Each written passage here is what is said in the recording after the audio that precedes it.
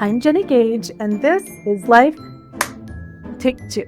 Happy No King's Day, everybody. I hit a couple different rallies today. I started at one not too far from my house. You might remember the video that I did last month that had a pretty good sized group of people just randomly out protesting Trump. There was a grandma, I don't know if she told me how old she was, in her 80s or something, and she had had a stroke and only had the use of one arm. She was in a wheelchair, and she told me, I am using this one arm to protest.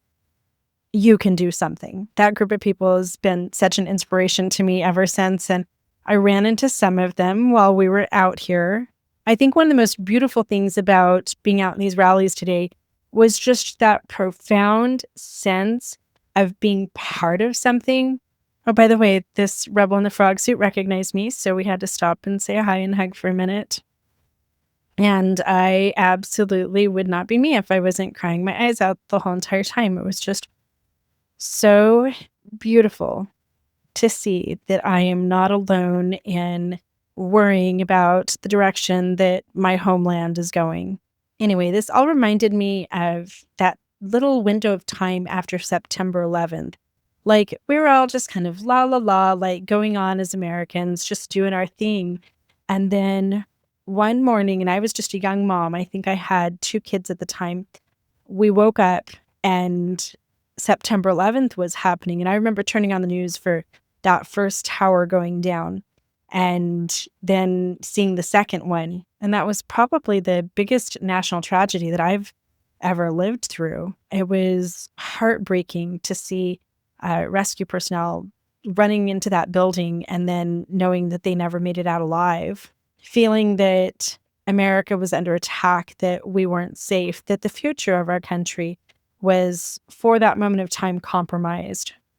But then in that little window of time after the tragedy, I'll never forget the way that people came together, the way that, as neighbors, everybody was a little bit kinder. I fell off the sidewalk here for a minute. We came together for a little bit, protecting each other, making sure that we were all okay. And that's sort of the feeling that I had today. People right here in my hometown have been dragged out of their homes by ICE agents. I have a friend with a handicapped child who has lost her home. I know people who work at national parks and other government jobs that aren't working right now. People who've lost their homes, people who are afraid that they're going to lose their health care, including myself. And in a way, for so many of us, this first little bit of this Trump administration has caused a collective trauma, which is bringing us out of our homes and bringing us together to do what humans do best. And that is, that's uniting. That's coming together and doing this right here. And one thing I was thinking as I was out here for a couple hours today at these different rallies is that when you turn on the news, we always just see the White House in this one man's face. We see a handful of people who have an awful lot of money and an awful lot of power. And it's very easy to seem like they are everything. You guys, this handmaid, she was out here with her little cooler just handing out water bottles to anybody who needed it. I just thought it was the perfect symbolism. She was so great. It's very easy for me even just to sit alone in my studio at home doing videos and feeling like I'm the only person who thinks that there's anything wrong in the White House, that there's anything wrong with just life for the average American worker in America today. Maybe I'm the only one who's worried about health insurance, and I'm the only one who can't afford a house like everyone else is behind Donald Trump and the people in charge, and I'm the weirdo. But today just made my belly warm, seeing that I'm not alone, that there are so many just average Americans out there who want a better future for our children. And so I literally cried my mascara off the whole time. I was still crying as Kevin drove down the street here. One thing that hit me the most was just all the veterans with their signs in all of their hats and their shirts and their military stuff. In the words of Robert Arnold, we stand for neighbors, separate and sovereign in their own lives, for children who should never be zip-tied in the streets or separated from parents under the glare of police lights. Today, we all stood. Someone has a sign. He puts the con in Constitution. No receive. I want to thank everybody who took the time to organize and show up at these rallies. I do have some more thoughts, so hang with me for just a second. Okay, a couple of thoughts today on just the state of our nation today, and then everything leading up to these rallies, and then my experience at the rallies today, just all of that in combination. First of all, we need to stay focused on the fact that this is not just about Donald Trump. Donald Trump is one man. It's about a system, and it's about a problem that we can fall into again and again as a nation. And to me, No Kings is more about the King of Kings, Jesus Christ from Christian mythology, Project 2025, and Christian nationalism than it is about Donald Trump. He's here today, gone tomorrow. Yes, he's going to negatively impact our country. Yes, he already is. But I think it's really important for us to stay focused on what led us to Donald Trump and to the state that we're in, and peel back those layers rather than just being distracted by Trump. And he is a man who wants us to think about him every morning. He wants, when we all wake up, that we're going to turn on our TVs and we're going to see that he's ending wars and he's making big speeches and he's looking important and building this big ballroom in the White House and things like that. He wants to be the center of attention.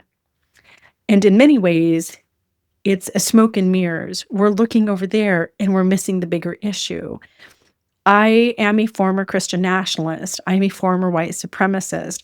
I am former, major MAGA fanatic. I have all kinds of people who comment on my page all the time who are like, well, I was MAGA and I wasn't like that. Okay, cool. But a lot of MAGA people are, and I was. And I did not believe that the Constitution was ever going to last. In my community, we felt that the Constitution was a placeholder for, we believed that God had made the American continent itself as this promised land, as this sacred little glob of dirt where his most chosen covenant people would receive the gospel, would implement a nation of freedom, so that eventually Jesus Christ could take over. He was going to come back to earth and rule and reign in righteousness forever. And I believed that at some point America would fall. And I was completely fine with that because that meant that Jesus was coming. One of the big things that has led us to where we are right now is that those who want Christianity to be the rule of law in America, and for their King, Jesus Christ, to displace the power of the people, those people are currently in charge. And this is one of the biggest problems that we have, and we can never, ever, ever go here again. There can be no kings. Jesus Christ cannot be the king of America. Donald Trump cannot be the king of America. And the Bible cannot be our rule of law. If you want to be a Christian, if that's your faith, you have the freedom to do that. But the Muslims and the Buddhists and the atheists and the Taoists and the Jews and the pagans and the Hindus and everybody has the right in the United States to live out their own lives and worship according to the dictates of their own conscience. And even more important than Donald Trump eventually not being in office anymore and having just a better representation of the people as the president, more important than that is safeguarding the Establishment Clause, our 14th Bill of Rights, which protects America from the endorsement of any religion, of any church. The Supreme Court has interpreted that many times to say that the government cannot force religion, that they cannot spend money on religion, that they cannot promote one religion over another, just so that we can all have our own individual sovereignty. I personally feel that Donald Trump is just a puppet in the hands of Project 2025 and MAGA and some of the Christian leaders that are in power, that have the money and the influence, and the young Republicans and all of those people. By the way, I was our campus young Republican treasurer way back in the 1990s when I went to my Mormon college. So I was part of that organization before we even had the internet. And yes, I believed that Jesus Christ himself was my only Lord of Lord and King of Kings, and America, my government, other people's rights meant absolutely nothing to me. We cannot have kings. We cannot have Donald Trump. We cannot have the Bible. America, when done right, when we lean into the separation of church and state, when we lean into the Establishment Clause, when we lean into true freedom of religion and from religion, actually safeguards and protects everybody, including the Christians, for generations to come. But if we break that precedent, like we already have, major problems arise. I did have kind of an interesting feeling today as I was putting on my little antique flag brooch right here in my little ceramic dish next to my microphone. I have the Confederate flag that I wore as a symbol of white pride for years. I almost never left the house without this. I had little Confederate flag bumper stickers on my car. I had little Confederate flags flying in all of the little pots on my front porch and t-shirts and all kinds of stuff. And this was me coming from a place of fear, coming from a place of hatred, coming from a place of thinking that I had to control everybody around me. I wanted a leader that was going to come along and say, gay people don't belong in America and atheists don't belong in America. And if you're going to have a baby out of wedlock, you probably don't belong in America. The girl that wore this every day, that's what she wanted. That's the America that she was fighting so hard for. One cool thing that happened was a woman in a frog suit came up to me and she recognized me and hugged me and she's like, "Oh my God." And it was kind of a moment. And it was a moment for me because I have spent part of my life in Portland, Oregon. And it's heartbreaking to watch some of the young individuals that are being so mistreated by ICE. And I just have this feeling the past couple weeks of a poem that I know Ernest Hemingway put in one of his books. I think it was For Whom the Bell Tolls, right? Yeah, that's the book that it was in. Is it John Donne? John Donne, that's the poet that wrote this poem. I pulled it up so I can just read it. He says, "No man is an island entire of itself. Every man is a piece of the continent, a part of the main. If a clod be washed away by the sea, Europe is less. As well as if a promontory were, as well as if a manor of thy friends or of thine own were. Any man's death diminishes me, because I am involved in mankind, and therefore never sin to know for whom the bell tolls. It tolls for thee." I was thinking about this poem as I walked around today. This is a poem that I had to memorize in 8th grade or something.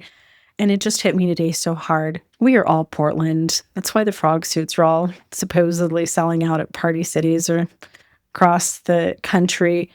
We, as humans, have a tendency to sympathize with and connect with one another in really beautiful ways. And you would have to be some special type of psycho to watch what's going on in Portland, in Chicago, in Gaza, wherever, and not sympathize and resonate with another human being being mistreated.